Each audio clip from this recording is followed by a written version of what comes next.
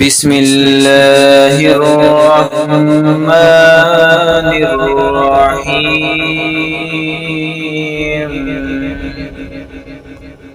ان الحمد للہ نحمده ونستعینه من يهده اللہ فلا مضل له ومن يضلل فلا هادی له۔ اشہد ان لا الہ الا اللہ وحدہ لا شریک له واشہد ان محمدا عبدہ ورسولہ۔ اعوذ باللہ السمیع العلیم من الشیطان الرجیم۔ وَلَوْ تَقَوَّلَ عَلَيْنَا بَعْضَ الْأَقَاوِيلِ لَأَخَذْنَا مِنْهُ بِالْيَمِينِ ثُمَّ لَقَطَعْنَا مِنْهُ الْوَتِينَ۔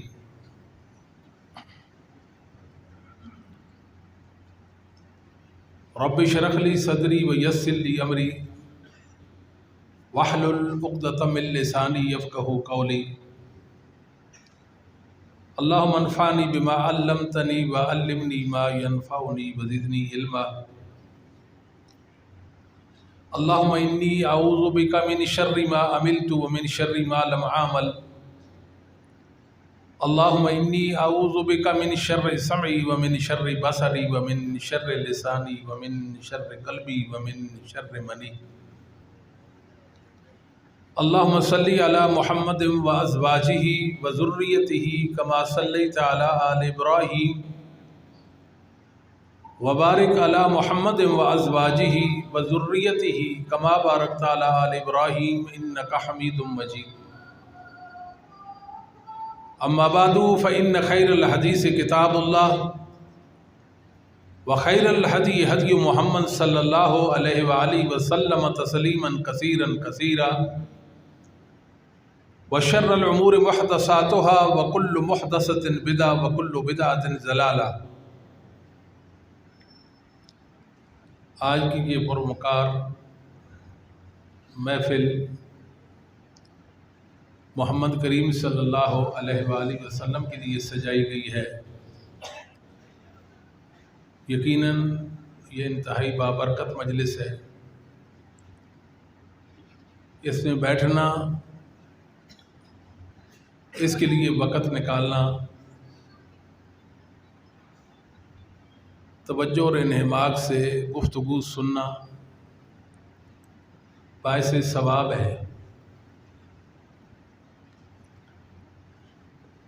یاد رکھیے کہ عقیدہ ختم نبوت اسلام کی اساس اور بنیاد ہے۔ اگر یہ عقیدہ اسلام سے نکال دیا جائے تو اسلام کی بلڈنگ دھڑام سے نیچے گر جائے گی،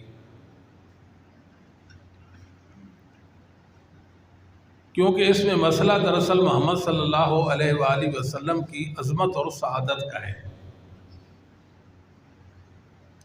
اللہ رب العزت نے محمد کریم صلی اللہ علیہ وآلہ وسلم کو عظمتوں کا استعارہ بنایا تھا۔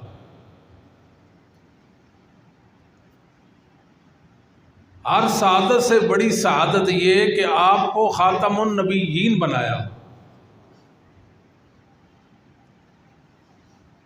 مسند احمد میں صحیح سند کے ساتھ ایک روایت ہے جو ارباض بن ساریہ رضی اللہ تعالی عنہ بیان کرتے ہیں۔ رسول اللہ صلی اللہ علیہ وآلہ وسلم نے فرمایا، انی عند اللہ مکتوب لخاتم النبیین وان آدم لمنجدل فی طینتہ۔ انی عند اللہ مکتوب لخاتم النبیین وان آدم لمنجدل فی طینتہ۔ میں اس وقت اللہ کے ہاں خاتم النبیین لکھ دیا گیا تھا۔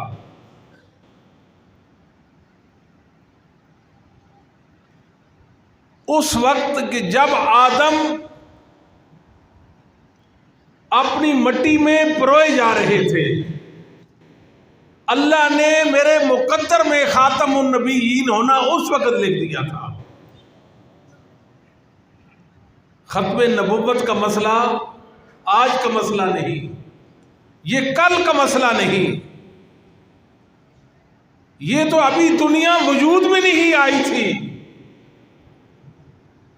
کائنات کا ذرہ بھی وجود میں نہیں آیا تھا، تب سے خاتم النبیین کا مسئلہ ہے۔ بعض لوگ اس حوالے سے ایک سنن ترمذی کی روایت پیش کرتے ہیں کہ میں اس وقت نبی لکھ دیا گیا تھا جب آدم روح اور جسد کے درمیان تھے۔ تو یہ روایت تو ثابت نہیں، ضعیف ہے۔ اس بنیاد پر بعض لوگوں نے یہ نظریہ بھی بنا لیا کہ رسول اللہ صلی اللہ علیہ وسلم تمام نبیوں سے پہلے نبی ہیں۔ شیخ الاسلام ابن تیمیہ نے اس پر اتفاق اور اجماع نقل کیا ہے۔ جو انسان یہ کہے کہ محمد صلی اللہ علیہ وسلم تمام نبیوں سے پہلے نبی بن چکے تھے، اس کے کفر میں شک نہیں۔ نبی بننے کی بات نہیں، خاتم النبیین لکھے جانے کی بات ہے۔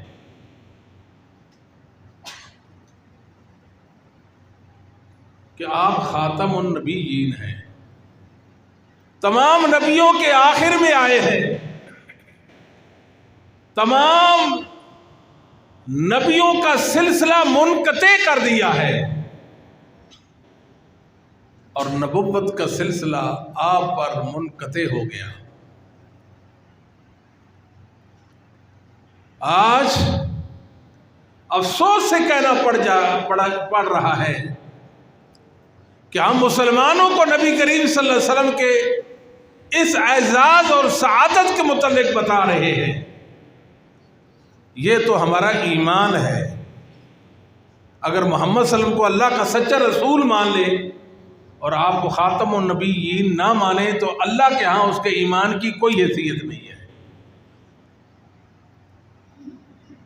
جہاں محمد صلی اللہ علیہ وسلم پر ایمان لانا ہے، اللہ کا سچا رسول اور نبی آپ کو ماننا ہے، وہاں ایمان کا جزو لازم بلکہ عین ایمان یہ ہے کہ آپ کو خاتم النبیین ماننا ہوگا۔ 7 ستمبر کو ملک پاکستان میں ایک کوشش ہوئی کہ قادیانیت کو کافر قرار دیا گیا قانونی حوالہ سے، اور انہیں اقلیت ٹھہرایا گیا۔ اچھی کوشش تھی، ٹھیک ہے، ہر مسلمان کو اس بات پر خوشی ہوئی اور ہونی بھی چاہیے۔ خوشی کی بات یہ ہونی چاہیے اہل حدیث ہو،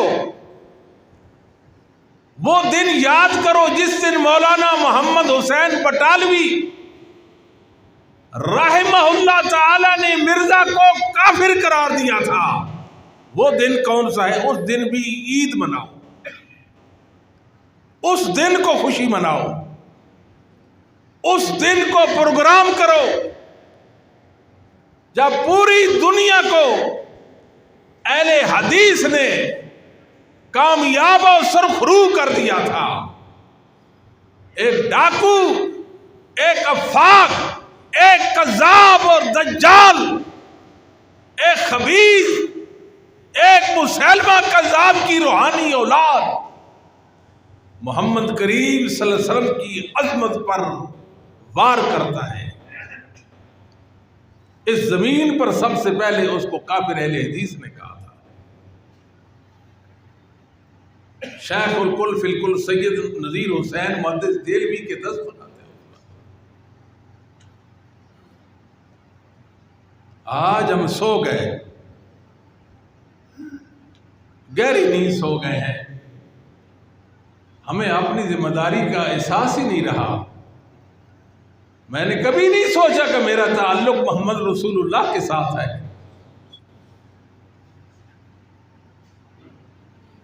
ہمارے علماء نے اس فتنہ کی سرکوبی کے حوالے سے اتنا لکھا ہے کہ ڈاکٹر بہاؤالدین حافظ اللہ تعالی نے 73 جلدیں جمع کر دی ہیں. ایک قوی ہیکل انسان علماء اہل حدیث کا علمی خزینہ اور گزینہ رد قادیانیت کے حوالے سے نہیں اٹھا سکتا. 73 جلدوں میں علماء اہل حدیث کے علمی کارنامے رد قادیانیت کے حوالے سے دنیا کے سامنے ہے. یہ اہل حدیث کی کوشش اور محمد الرسول اللہ کے ساتھ محبت کی بے مثال دلیل ہے. یہ مسئلہ پوری امت کا ہے اور خصوصاً اہل حدیث کا ہے. مولانا ثناء اللہ امرتسری رحمۃ اللہ علیہ جس طرح شیخ فرما رہے ہیں کہ ہمیں کچھ علم ہی نہیں ہے. آپ جانتے ہیں کہ ثناء اللہ امرتسری کون تھے؟ سرخیل اہل حدیث، مناظر اسلام. ثناء اللہ امرتسری رحمۃ اللہ علیہ کیا شان رکھتا تھا وہ انسان، اور اس کا جذبہ دیکھے اور محمد الرسول اللہ کے ساتھ اس کی محبت دیکھے. اتنا لکھا اس فتنہ کی سرکوبی کے حوالے سے دن رات لکھا. اتنی کوشش کی. اگر آپ مجھے اجازت دیں میں اپنے جذبات کا اظہار کرتا ہوں. اپنے علماء کی محنتوں اور کاوشوں کے حوالے سے مجھے اللہ کی قسم ہے اگر ثناء اللہ امرتسری رحمت اللہ علیہ اس فتنے کے سامنے ڈھال نہ بنتے آج فیصل آباد میں آپ کو ایک مسلمان بھی نہ ملتا. آپ کے پنجاب میں سرحد میں سندھ بلوچستان میں پورا ملک کافروں کا ملک ہوتا، زندیقوں اور ملحدوں کا ملک ہوتا، پورا ملک مرتدوں کا ملک ہوتا. کیا خیال کرتے ہیں اس مرد مجاہد کی اس کاوش کو اللہ نے اس کو قبولیت بخشی ہے. نماز پڑھو جب اللہ کی حضور دعا کے لیے ہاتھ اٹھاؤ تو ثناء اللہ امرتسری کے لیے بھی دعا کیا کرو. وہ آپ کا محسن ہے. ثناء اللہ امرتسری رحمت اللہ علیہ نے لکھا مرزا پریشان ہو گیا، تنگ آ گیا، پوچھے کندھوں پر آ گیا. اس نے سوچا یہ میری جان نہیں چھوڑتا، مجھے کوئی ہیلا کر لینا چاہیے. مرزا نے چیلنج کیا کہ جھوٹا سچے کی زندگی میں مر جائے گا. چیلنج کیا تھا بولیے؟ جھوٹا سچے کی زندگی میں نہیں، آواز ادھر سے بھی آنی چاہیے. جھوٹا سچے کی زندگی میں، یہ کس نے کہا؟ مرزا لعین نے. کیا کہا؟ جھوٹا سچے کی زندگی میں مر جائے گا. میرے اللہ. ثناء اللہ امرتسری رحمہ اللہ نحیف، کمزور، بوڑھے. مرزا نے سوچا میں چیلنج کرتا ہوں کل یہ بابا مر جائے گا، میری چاندی ہو جائے گی. ثناء اللہ امرتسری رحمت اللہ علیہ کو محمد رسول اللہ صلی اللہ علیہ وسلم کے ساتھ محبت کتنی تھی اور اپنے رب پر یقین کتنا تھا. کہا مرزا میں ثناء اللہ کو تیرا چیلنج قبول ہے.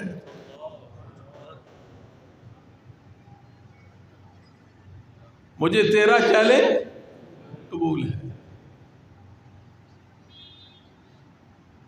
آسمان ساکت ہے، زمین پر سکتہ طاری ہے. 15 دن کے بعد مرزا نے لکھا الفجر رسالے کے اندر کہ مجھ پر وحی آئی ہے کہ جھوٹا سچے کی زندگی میں مرے گا. مجھ پر مرزا دنیا کا واحد انسان ہے جس نے اپنے جھوٹے اور دجال ہونے پر خود مہر ثبت کی ہے. اپنے جھوٹا اور دجال ہونے پر خود مہر ثبت کیا کہ اللہ نے وحی کی، جھوٹا سچے کی زندگی میں مر جائے گا.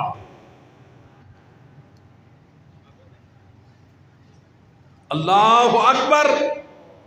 توجہ فرمائیے. مرزا جو تھا یہ گرگٹ کی طرح رنگ بدلنے والا تھا. نعرہ تکبیر، تاجدار ختم نبوت، فاتح قادیان ابو الوفا مولانا ثناء اللہ امرتسری، علماء حق اہل حدیث، مرکزی جمعیت اہل حدیث پاکستان، اہل حدیث یوتھ فورس پاکستان. مرزا فریبی تھا، جھوٹا تھا، دجال تھا، نامراد انسان تھا. 1880 میں اس نے دعویٰ کیا، پہلا دعویٰ کیا تھا کہ میں ملہم من اللہ ہوں، ملہم من اللہ ہوں، اللہ کی طرف سے مجھ پر الہام ہوتا ہے. یہ اس کا 1880 میں پہلا دعویٰ تھا. ٹھیک 2 سال کے بعد اس نے کہا میں مجدد ہوں، دین کی حالت بگڑ چکی ہے، یہ ابتری آ گئی ہے، مجھے بھیجا گیا ہے تجدید دین کے لیے، میں مجدد ملت ہوں.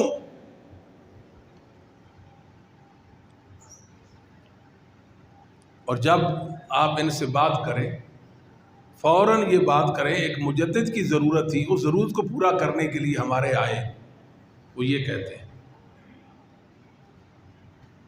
1899 میں اس نے کہا میں مسیح موعود ہوں.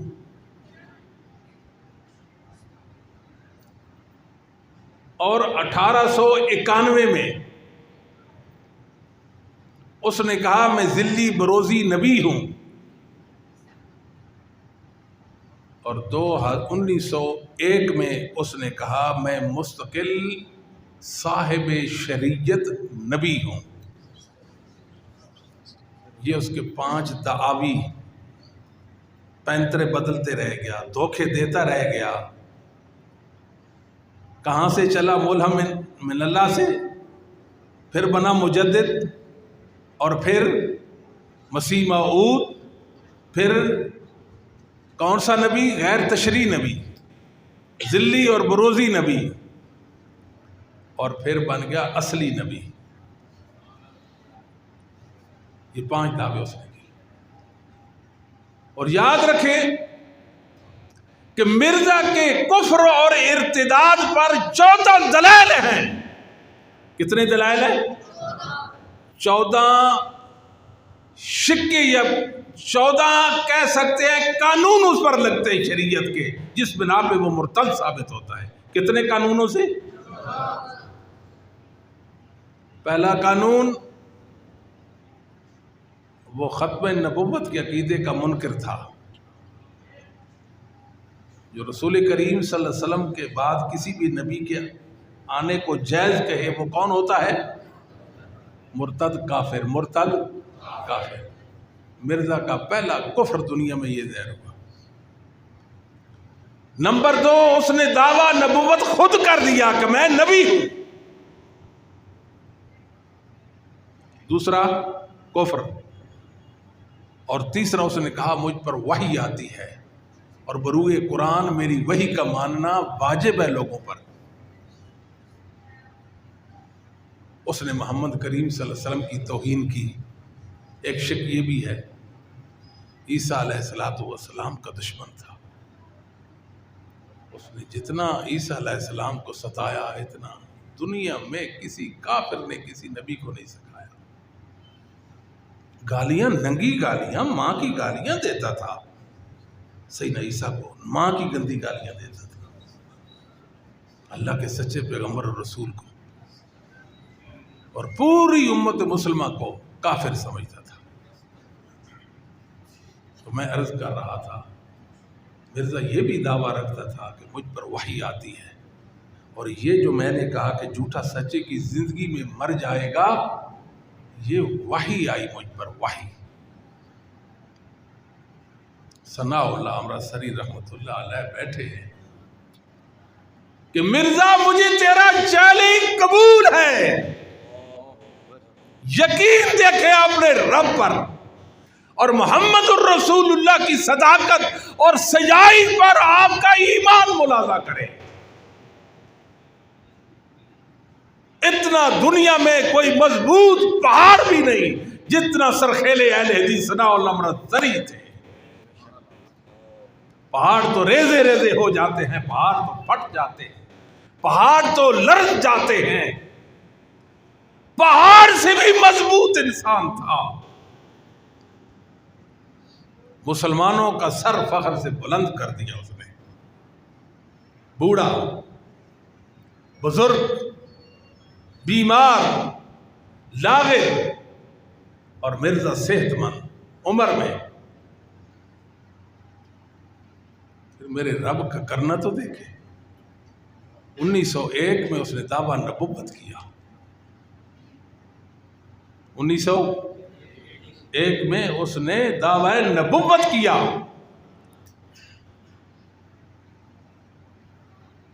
اور 1908 میں مرزا مرتا ہے،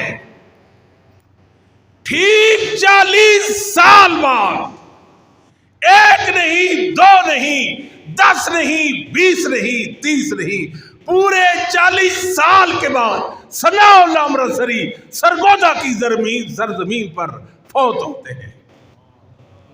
میرے اللہ نے ثابت کر دیا مرزا جھوٹا تھا، محمد الرسول اللہ کو ماننے والے سچے تھے۔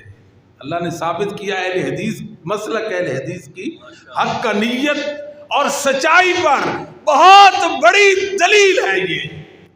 اگر آپ سے کوئی پوچھے کہ آپ اہل حدیث ہیں اور آپ نے مسلک کی سچائی پر دلیل دیں، آپ فوراً یہ واقعہ بتائیں، فوراً واقعہ بتائیں۔ اور ایک اور بات عرض کرتا ہوں،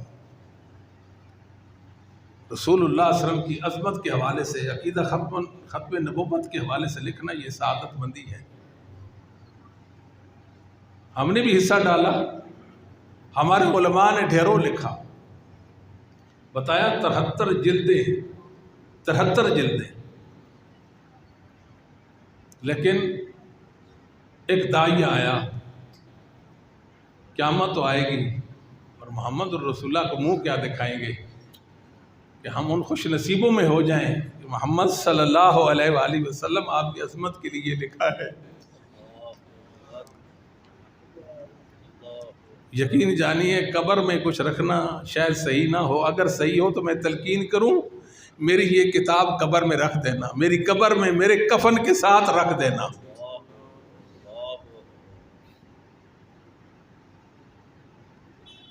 اگر کوئی انسان آئے کسی مکتب فکر اور کسی بھی نظریے کا ہو،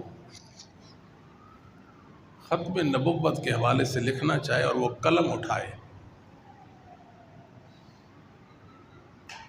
بہترین صحافی اور رائٹر ہو، جید عالم ہو، جب تک اپنی کتاب میں ثناء اللہ امرتسری کا نام نہیں لائے گا ختم نبوت کا حق ادا کر سکتا ہی نہیں ہے۔ میرے اللہ نے اہل حدیث کو ایک مضبوط ستون بنا دیا۔ آپ وارث ہو محمد الرسول اللہ کے، آپ وارث ہو ختم نبوت کے عقیدہ کے۔ آج ہماری حالت یہ ہے کہ ہماری لاپرواہی ہے، ہمارے نوجوانوں کو کوئی پتہ نہیں ہے۔ کاش ہمارے اندر یہ حمیت آتی، ہمارے اندر یہ جرت ہوتی۔ ہم محمد صلی اللہ علیہ وسلم کے سپاہی تھے، آپ کے روحانی بیٹے تھے، آپ کی محبت میں کھڑے ہو جاتے۔ اس وقت ہمارے نوجوانوں کو کفر و ارتداد میں ڈالا جا رہا ہے۔ کالجز اور یونیورسٹیوں کے اندر بڑی بڑی سازشیں ہو رہی ہیں، ان کی لڑکیاں تک استعمال ہو رہی ہیں۔ کہ ان کے اندر روحانیت ختم کر دو، پاک دامنی کا جوہر ختم کر دو، ان کے اندر غیرت ختم ہو گئی، محمد صلی اللہ علیہ وسلم کے یہ ساتھی نہیں رہیں گے۔ مال کی لالچ دی جا رہی ہے، مال کی، آپ کو اٹلی لے جائیں گے، آپ کو جرمنی پہنچا دیا جائے گا۔ یہاں پاکستان میں کیا ہے؟ یہاں تو سیلاب ہے، یہاں تو زلزلے ہیں، یہاں تو گرمی ہے، لوڈ شیڈنگ ہے، اور وہاں آپ عیش و عشرت کی آسانی والی زندگی بسر کریں گے۔ اور کئی ایک نوجوان ایسے ہیں جنہوں نے اپنے پیپروں میں لکھا ہے کہ میں قادیانی ہوں۔ مسلمانوں، اللہ ہمیں یہ روح سیاہی والا دن نہ دکھائے، ہم مر جائیں گے محمد صلی اللہ علیہ وسلم کی عظمت پر، اللہ تو گواہ رہ جا، کبھی بھی اپنا نامہ اعمال زیاد نہیں ہونے دیں گے۔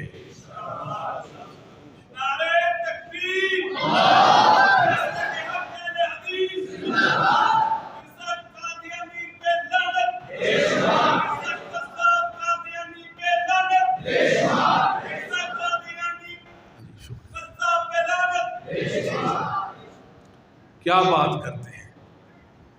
میں تو مبالغہ کے طور پر کہتا ہوں، نوجوان بھائیوں عبرت حاصل کرو، ہم تو مولانا ہیں بیچارے، چٹائیوں پہ بیٹھنے والے ہیں، وہ تو ختم نبوت کا معاملہ اور عقیدہ تو بہت بلند تر ہے۔ اگر مجھے کوئی یہ کہے یہ آپ کی داڑھی ہے، اس سے ایک بال اتار دو، ایک بال مونڈو، یہ دیکھو اللہ کے گھر میں بیٹھے ہو نا، بیٹھے نا، مجھے کوئی کہے یہ بال کھینچ دو، ہم آپ کو امریکہ کی نیشنلٹی دیں گے، میں رب کعبہ کو گواہ بنا کر کہتا ہوں، میں مر تو سکتا ہوں، محمد صلی اللہ علیہ وسلم کی عزت میں آنچ نہیں آنے دوں گا۔ نعرہ تکبیر، مسلک حق اہل حدیث، تاجدار ختم نبوت، علامہ صاحب قدم بڑھاؤ، علامہ صاحب قدم بڑھاؤ۔ یہ تو داڑھی کی بات ہے، وہ تو عقیدہ ختم النبوت کی بات ہے۔ الاسلام یعلو ولا یعلى ہے، اسلام غالب آنے کے لیے آیا ہے، مغلوب ہونے کے لیے شرمان الاعصاب۔ رسول اللہ صلی اللہ علیہ وسلم کے ساتھ والہانہ وابستگی رکھے میرے بھائیوں۔ اگر سکون کی زندگی جینا چاہتے ہو، عزت کی زندگی، غلبے کی زندگی جینا چاہتے ہو، ایک طریقہ ہے، میرے اللہ نے ساری کی ساری خیر و برکت محمد کریم کے قدموں میں ڈال دی ہے۔ رسول اللہ صلی اللہ علیہ وسلم کے بن جائیں، ان خوش نصیبوں میں بنے۔ ایک مسلمان کو کوئی کافر مرتد ورغلا رہا تھا، آپ کی محنت کوشش سے وہ محمد صلی اللہ علیہ وسلم کا رہ گیا۔ سمجھ تو نہیں آئی بات؟ آپ کی کوشش سے وہ رسول اللہ کا رہ گیا، ورنہ تو کافر اس کو مرتد کر لیتا۔ محنت، کوشش، حمیت، جمع مردی دکھائیں۔ رسول اللہ کو ماننے والے اور بزدل، رسول اللہ صلی اللہ علیہ وسلم کو ماننے والے اور لالچی، رسول اللہ صلی اللہ علیہ وسلم کو ماننے والے اور کردار ایسا، اللہ اکبر۔ میں نے عرض کیا کہ مرزا کا بڑا جرم کیا تھا، اس نے محمد صلی اللہ علیہ وسلم سے سعادت چھینی۔ ایسوں کو ہم کبھی معاف نہیں کر سکتے، کبھی معاف نہیں کر سکتے، کبھی معاف نہیں کر سکتے۔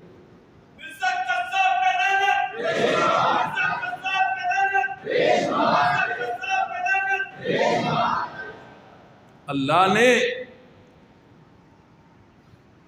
نبی کریم صلی اللہ علیہ وسلم نے عقیدہ ختم نبوت کو جس انداز میں بیان کیا، علماء تشریف فرما ہے۔ آج کی محفل اجازت نہیں دیتی کہ کچھ دلائل بھی عرض کر دیے جائیں گے، موسم کی حدت بھی ہے، شدت، وقت بھی نہیں ہے، انشاءاللہ پھر کبھی اللہ نے موقع دی اس حوالے سے بیان کریں گے۔ آج ہی میں نے اللہ کی توفیق سے 40 احادیث صحیحہ رسول اللہ صلی اللہ علیہ وسلم کے ختم نبوت کے حوالے سے ریکارڈ کروائی ہیں۔ اللہ توفیق دے، انشاءاللہ مزید اس پر بات ہوگی۔ بتانا مقصود یہ ہے کہ ختم نبوت کا مسئلہ انتہائی حساس مسئلہ ہے۔ انتہائی حساس مسئلہ ہے، اسلام کی بنیاد ہے،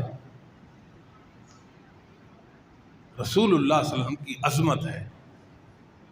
ختم نبوت کے مسئلہ کا دفاع کرنا حقیقت محمد الرسول اللہ کا دفاع ہے، حقیقت میں قرآن کریم کا دفاع ہے، حقیقت میں اصحاب محمد کا دفاع ہے، حقیقت میں ائمہ اہل سنت کا دفاع ہے۔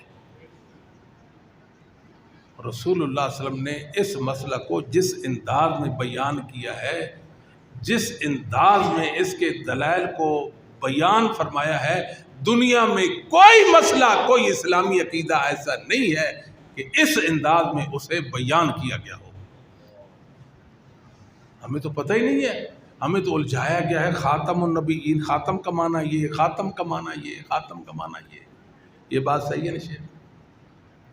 ہمیں خاتم کے لفظ میں الجھا کے رکھ دیا، خاتم کا یہ معنی، خاتم کا یہ معنی، اس سے زیادہ تو کچھ نہیں۔ نہ مسلمانوں کو آیات کا پتہ، نہ احادیث مبارکہ کا پتہ، نہ امت کے اجماع کا پتہ، نہ علماء امت کی ختم نبوت کے حوالے سے محنتوں اور کاوشوں کا علم۔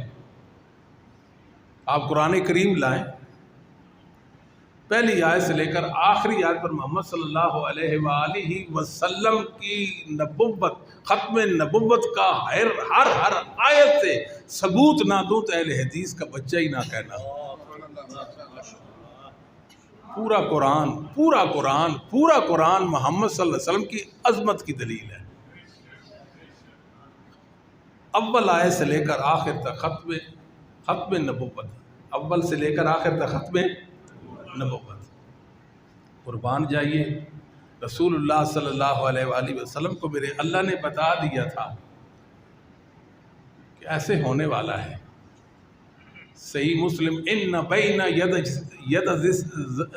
الساعۃ کذابین فاحذروہم، ان بین ید الساعۃ کذابین فاحذروہم، قیامت سے پہلے جھوٹے آئیں گے، میرے امت کے لوگوں قیامت سے پہلے جھوٹے آئیں گے۔ سمجھ نہیں آ رہی؟ فاحذروہم، ان سے بچ کے رہنا، ان سے بچ کر رہنا۔ مسیلمہ کذاب کا ایک سفیر آیا،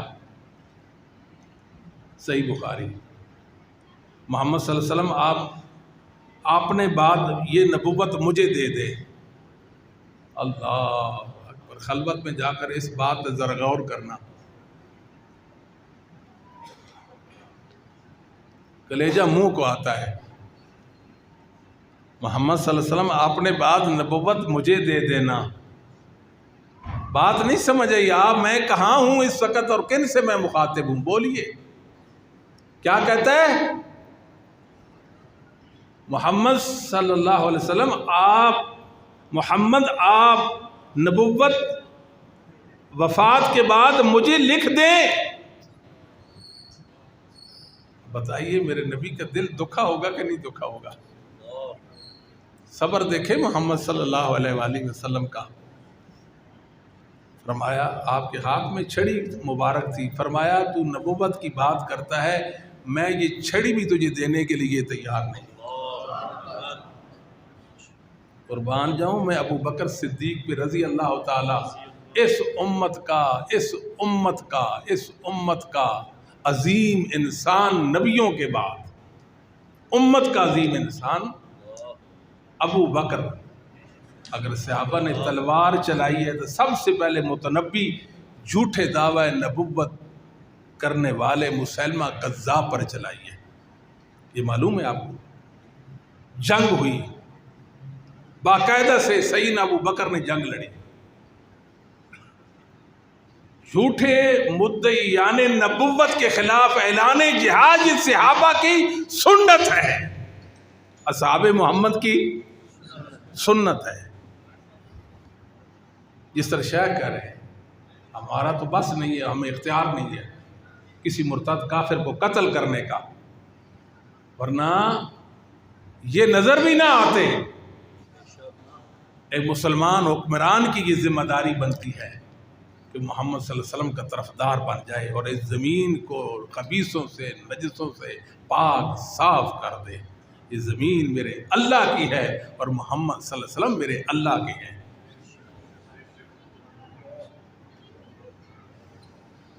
سیدنا ابو ہریرہ رضی اللہ تعالی عنہ سے حدیثیں آئیں، عبداللہ بن عمر سے، سید عائشہ سے آئیں، دیگر صحابہ سے آئیں، 40 سے زیادہ صحیح احادیث مسئلہ ختم نبوت بیان ہوا ہے۔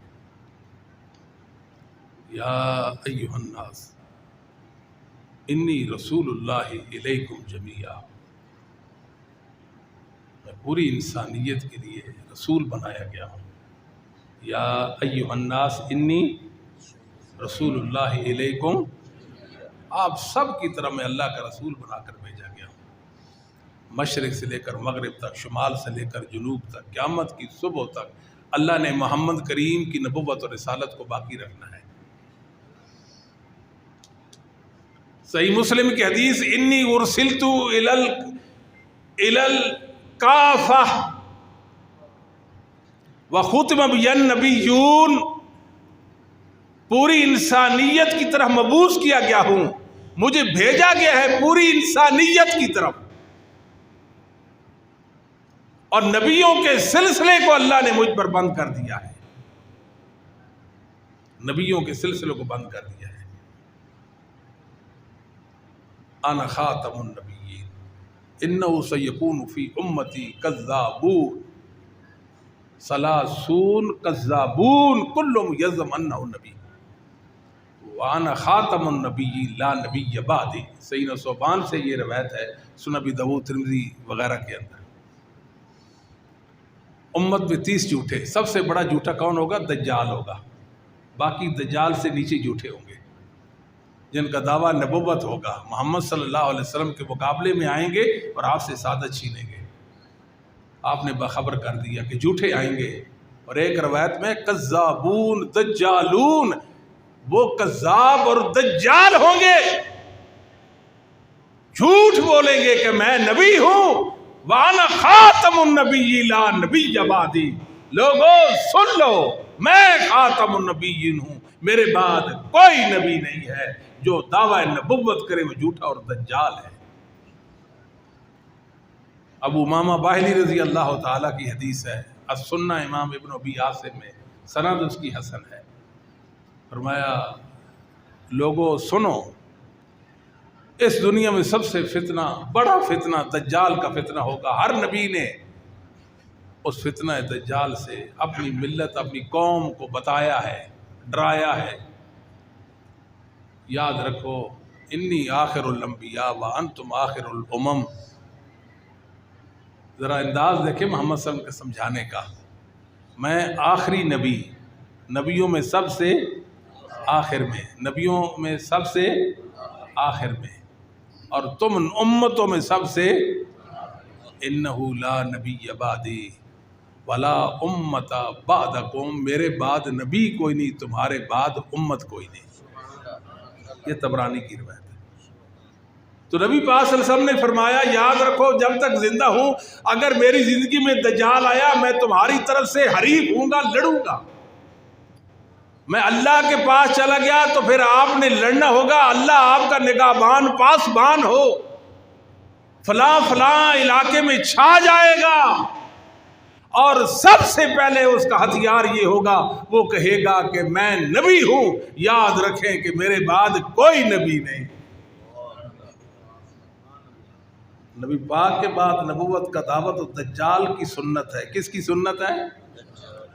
بولتے نہیں۔ جو نبی پاک کے بعد دعوی نبوت کون ہوگا؟ وہ دجال ہوتا ہے، وہ دجال ہوتا ہے۔ فرمایا پھر وہ آگے بڑھے گا، کہے گا انا ربکم، انا، میں تمہارا رب ہوں، دجال کہے گا۔ پہلے دعوی نبوت کرے گا، پھر دعوی ربوبیت کر دے گا۔ یاد رکھو تم زندگی میں مرنے سے پہلے آپ نے رب کو نہیں دیکھ سکو گے، وہ دجال تمہارے سامنے ہوگا، تمہارا رب کیسے؟ دوسری بات وہ تو کانا ہوگا اور تمہارا رب،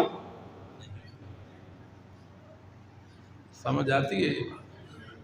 لوگوں اگر میری زندگی میں آ گیا تو پھر میں اس سے نمٹ لوں گا، اگر نہ آیا، آپ میں سے کسی کی زندگی میں دجال آیا تو اس کے منہ پر تھوک دینا۔ یہ رسول صلی اللہ علیہ وسلم کا فرمان ہے۔ بخاری مسلم کی حدیث ہے، سیدنا ابو ہریرہ اس حدیث کے راوی ہیں۔ آپ جانتے ہیں ابو ہریرہ وہ مفتی ہیں اس کائنات کے جن کا قول صحیح مسلم میں ہے، ان محمد صلی اللہ علیہ وآلہ وسلم ان محمدن صلی اللہ علیہ وسلم خاتم النبی جی آخر الانبیاء، ان محمد صلی اللہ علیہ وسلم ابو ہریرہ نے بتایا محمد صلی اللہ علیہ وسلم آخری نبی ہیں۔ کون ہیں؟ آخری نبی ہیں۔ فرمایا ان مثلی و مثل الانبیاء من قبلی، ہم تمام نبیوں کی مثال، میری اور مجھ سے پہلے نبیوں کی مثال سنو۔ مثال یہ ہے کہ ایک شخص وہ ایک قصر بناتا ہے، ایک محل تعمیر کرتا ہے، ما احسنہ وما اجملہ، کیا ہی خوبصورت حسین و جمیل قصر محل بناتا ہے۔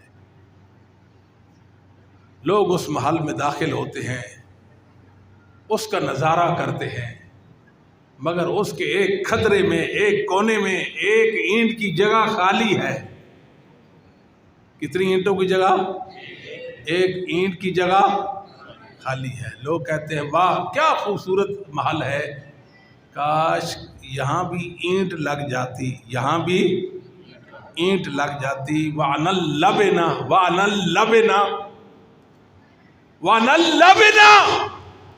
میں محمد قصر نبوت کی آخری اینٹ ہوں۔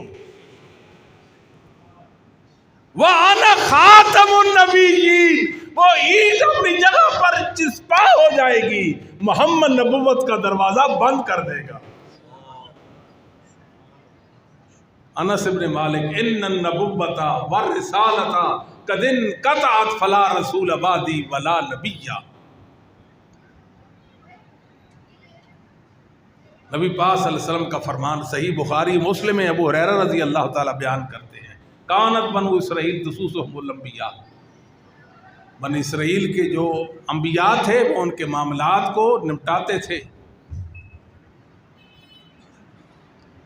ان کے کام کرتے تھے، ان کے کام آتے تھے۔ کلما ہلک نبی خلفہ نبی، ایک نبی فوت ہو جاتا اس کے بعد دوسرا نبی آ جاتا۔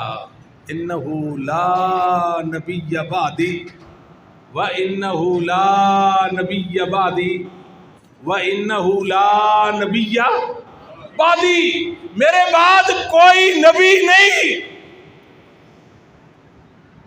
ہاں یہ ضرور ہے